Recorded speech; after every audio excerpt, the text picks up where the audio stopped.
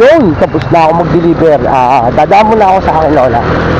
Kasi nag-chat sa akin dito, may pasok daw siya. Kaya bibili muna ako ng pagkain ulit. Dito tayo bibili ng ulam.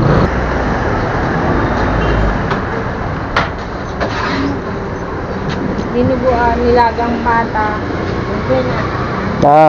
Ito na lang, chicken curry na lang. So yun guys, nabili ko na ng ulam ang lola ko. Oy! My goodness!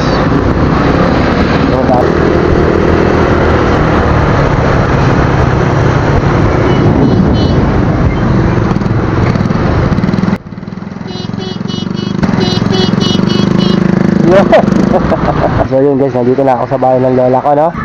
Tapa ka na? Gugutom ka na? Kawawa naman yata. Binila na kita ng ulam. Kaya naman I could not get.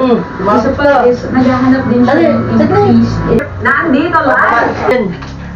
Ayaw, wala. Lalabas ka? Saka pupunta. Yan lang.